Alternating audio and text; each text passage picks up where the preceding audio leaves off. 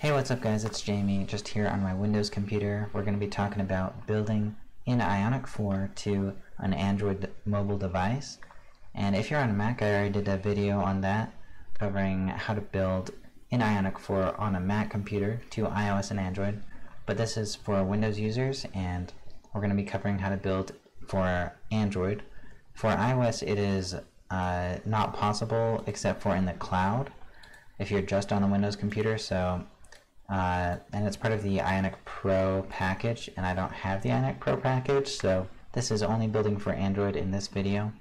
If you want to build for iOS as well on your Windows computer, then I'll leave a link down in the description below to this guide where you can follow this link and learn more about the Ionic Pro package. But with that out of the way, we're going to be getting started here. First, installing the common tools, so we're going to need Node. So I've just downloaded that, and then double click that file to open it up in my file system. Alright, and here we go, just going to go through the installer for Node. Just use the defaults for everything. Allow it to change my device. Alright, it's all done. I'm going to click finish. And now we should have Node installed. Alright, and if you don't have a code editor, be sure to install Visual Studio Code. I highly recommend it. It's just code.visualstudio.com. Alright, then with Visual Studio installed, I'm just going to drag it up here from the bottom to get access to the terminal. Make sure it's clicked on terminal on the right hand side here. Alright, now that we have the common tools installed, I'm going to go down here to the next step, which is the Java JDK. So I'm going to click this link to go to their website, and then scroll down here and find where it says accept license agreement. Check that, and then go down to where it says Windows. You want to know if you're using a Windows 64-bit or a 32-bit. I'm using a 64-bit, so figure out which one you're using, using Google if you need to, and then download the correct one. Alright, now that my download is finished, I'm just going to open up that installer file, and then say yes, it can perform changes to my machine. Alright, now I'm brought to this installer right here. Just going to click through and then just use the defaults for everything. Alright, just got this notice. Just going to press OK, click next. I just want to install this thing as fast as possible. Okay, it says it is complete, so I'm going to press close, and then we're going to continue on our merry way back here with the Android SDK.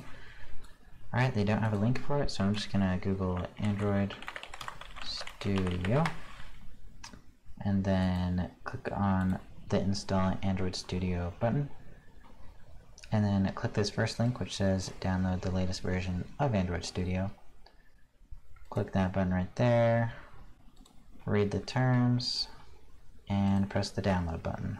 Okay, now we're also going to need a program to get a Linux bash, which is just kind of a more universal terminal system rather than command prompt. So what I'm going to do is Google git bash, and then I'm going to go and click on the first link and install it for Windows. Okay, I'm going to open up the git bash exe and follow the installer. Press yes, I want it to allow changes. Accept the license, and just use the defaults for everything. Except for I'm going to choose Git from the command line and also from third-party software. And then click next, next.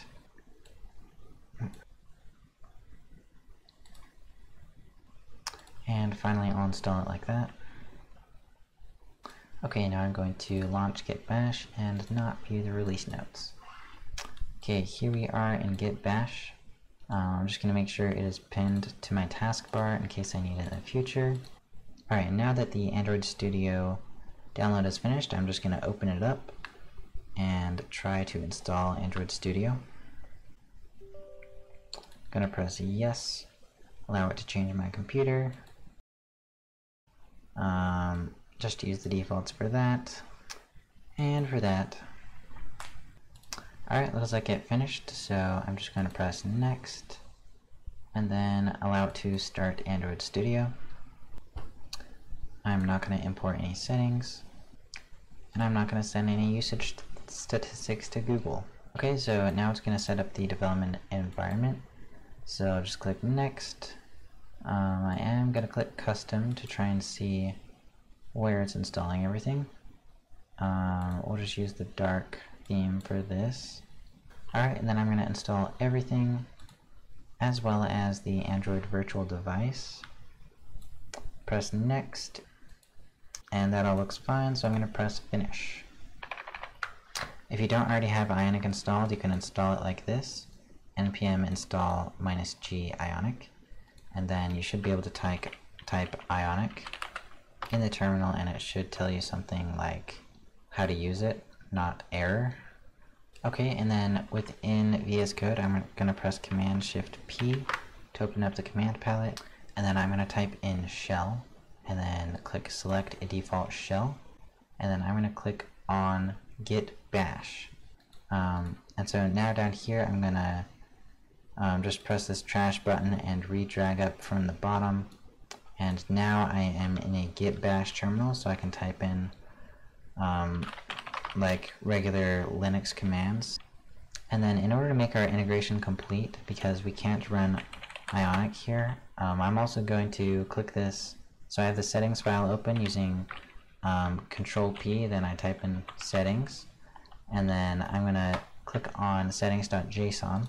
Alright, so I've configured these two settings right here, just the location of my bash shell. You can figure out that location by doing Command-Shift-P and then typing in shell and then select default shell, and whichever the location is of git bash, put that location here, escaping the backslashes like this. And then I'm just going to relaunch VS Code, and now I'm going to type in Ionic, and then now it properly recognizes the Ionic command because we logged in like this. So make sure your settings file has that in it, otherwise you're not going to be able to use all of the variables in your user path. And then from my git bash terminal, I'm just going to go to the place where I like to keep my projects. For me, that's repositories in my home folder. And then I'm going to make a folder here because I don't have one yet, called YouTube, and then go into that folder, and then I'm just going to run Ionic start, and then the name of my project, which is Ionic for build Windows. And whoops, it says that we need to specify a template type, since we can't use the interactive CLI. So I'm just going to put blank at the end of it because I just want to generate a blank project. Alright, and that's all done, so I'm just going to clear out the screen. And now I can open up that project inside of VS Code. Alright, so I found my folder, just going to open it up.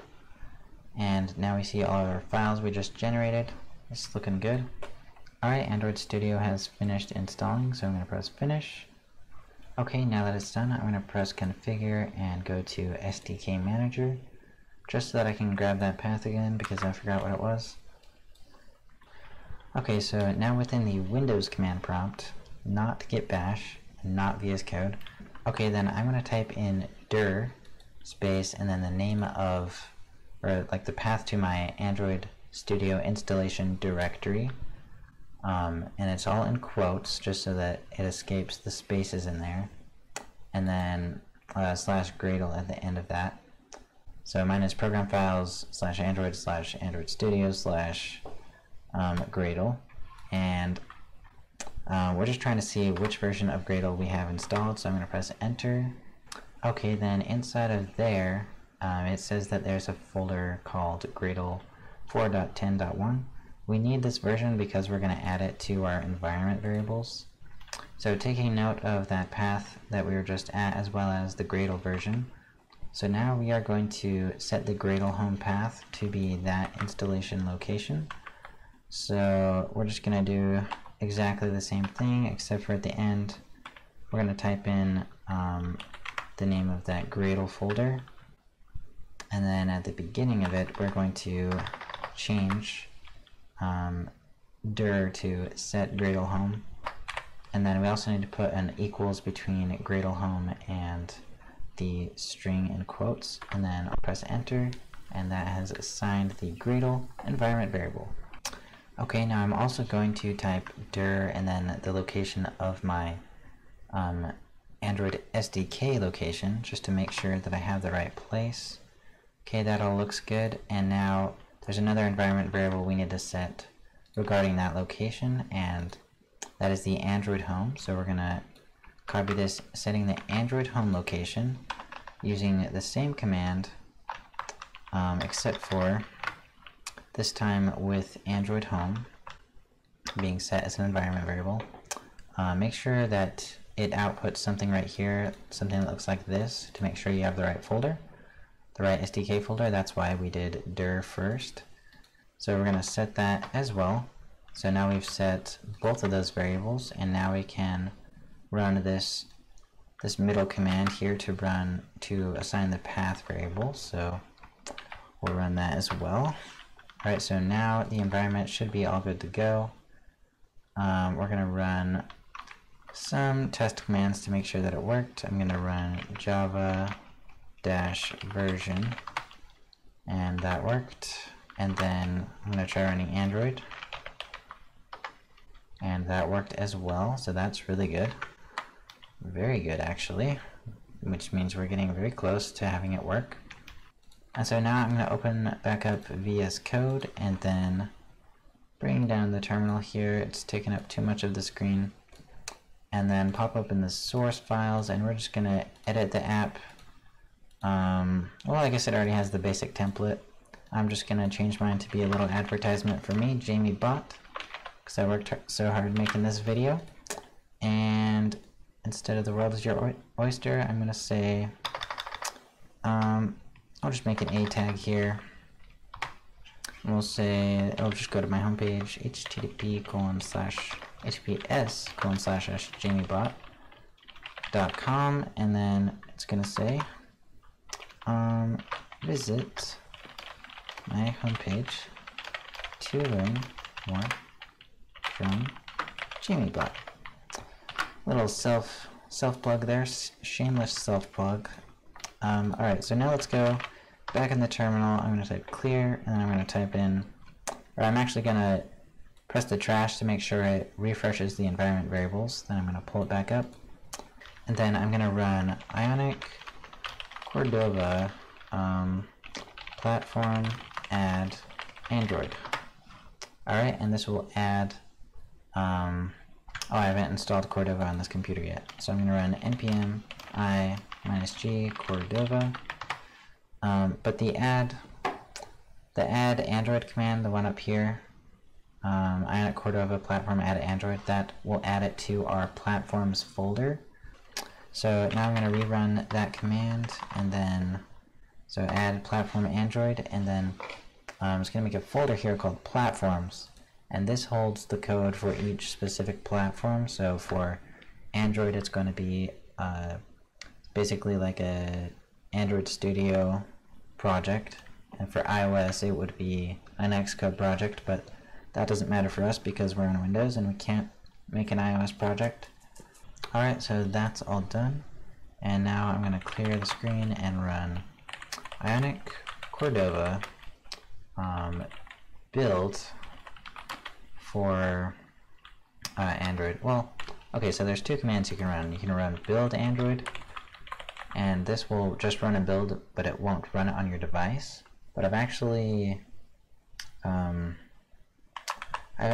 plugged in my Android phone via USB, so USB to micro USB, and so since I've done that, I can run Ionic Cordova run Android, and also make sure that your phone is in developer mode. Make sure you're a developer. To do that, you just go in the settings. I forget what it is. Just Google how to turn your phone on Android developer. I'm pretty sure you need to do that. Alright, it's saying Windows Defender is blocked at. I'm going to press allow access. Okay, and it says that an error occurred. If we scroll up a little bit, it says you have not accepted the license agreements. Okay, then in my terminal, I'm going to type in the location of my Android SDK tools, and then /SDK manager.bat space -- licenses, and then press enter. and this is just going to accept those licenses. It's going to say, do you want to review them? Yes. Yes, I accept. Yes. So I just press Y and enter until it's done. Now that that's all done, I'm going to go back to my project and rerun Ionic Cordova run Android.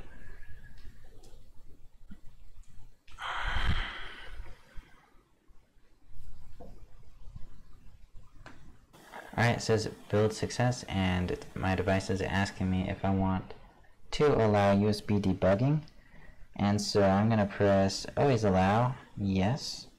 Okay, and it looks like it defaulted to the emulator since the device was still accepting that modal that popped up. So I'm just going to clear it out and rerun it again, because right now we're trying to get it to run on a physical device. Alright, and subsequent builds are a lot faster.